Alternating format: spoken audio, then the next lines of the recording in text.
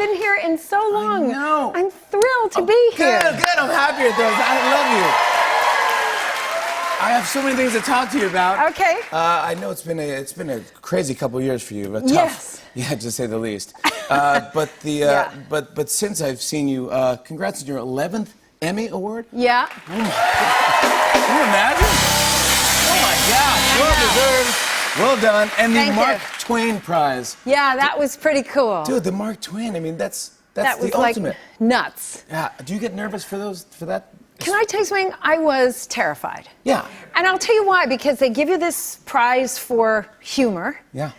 Which is outstanding and incredibly exciting. And then they say, and you need to make a speech for 10 to 15 minutes after we give it to you. So it's kind of like you got to prove yourself. Yeah, it's like, yeah, hey, how funny are you? Yeah, prove it. And it really did sort of I felt a lot of pressure. Yeah, I mean, you're not stand-up. I mean, yeah. No, I'm not a stand-up. And so, anyway. But you were great. I watched the speech, and it was heartfelt, and it was hilarious. Okay, but I'm going to tell you something. So I got there, and I said, you know, I really want to rehearse this. I really need to. And here's a note for all of you fellow actors out there. I thought, okay, I'm going to rehearse it, and I'm going to wear my shoes just to see how they feel on stage, la, la, la, la. They were very high-heeled. Okay. And so within the speech, I did this whole thing where I did a Shakespeare monologue, but I did the Elaine dance in the middle of it, and it was incredibly goofy. That's great. You can Google it. But in rehearsal, I had the really high-heeled shoes on. Yeah. And every time I tried to do it, I fell over because the shoes were so high, and I couldn't do that sort of kick thing. Yeah. And so, anyway, like an hour and a half before we were supposed to get there, we're like at Nordstrom's trying to find like the right shoe for the Elaine dance? anything, 9 West, whatever it takes. Yeah, sure. Just get me a pair of shoes that sort of are heeled but not quite. Right. Anyway, we did, so it all worked out good. And you pulled it off. Pulled it off. It was fantastic, pal. Thank you. Thank you. I follow you on Instagram. Okay. And you posted this photo. This is just rehearsed the first scene of our final day on Veep, HBO. And look at just how sad you were. That was just rehearsal? That was just rehearsal. I'm going to tell you something. We were all a wreck. You know, we've been doing this show now for many, many years, and we're a very close-knit group of people.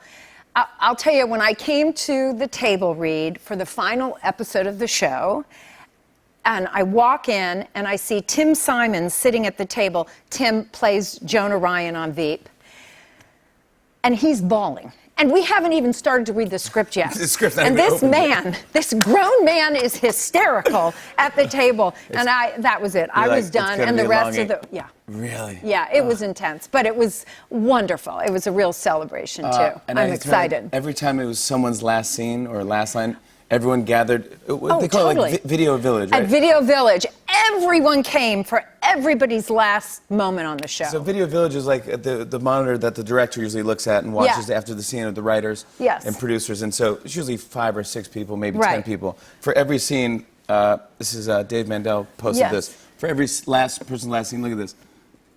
Yeah. It's like 100 people. Yeah.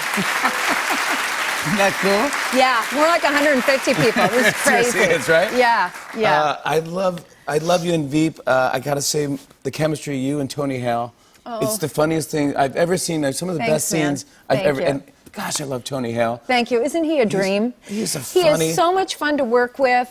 I mean, he's impossible to work with because he's so funny, and the two of us. You know, we've known each other now a really long time, so we are constantly losing our on the show and laughing, and I mean, I think we enjoy the material more than the audience. I think we're just no. I'm telling you, we really are digging our show, and so and we had one scene in particular. This was actually from last season, you know, and we were shooting a scene in which the backstory is very quickly that Tony's character Gary has had a heart attack, and so I've said he can convalesce in my house in the basement in this tiny little room in a tiny little single bed, and I bring to him a little meal that I've cooked for him. And it's unheard of for Selena Meyer to ever cook or do anything like that. And we could not get through it because I was so close to him, and the food was rancid that I gave him. And literally rancid. And so I think we have... well, this is really cool because we never really get to see bloopers from... Right, ever. Ever. And we've never posted any bloopers ever of Veep. So this is, but this, you brought this just for us. Yes, I brought it as a gift. Thank you Merry so much. Merry Christmas. Thank you very much. It's so good. Here are some outtakes from that scene in Veep. Take a look at this. Look at that. I'm gonna pull that on over. Smells kind of funky, does it to you?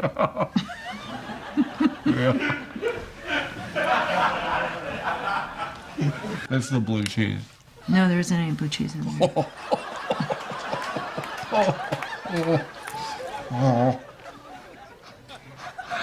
Oh, yeah. Explain to me something. What is it they're making here in this, do you think? Come on. How am I supposed to endure this?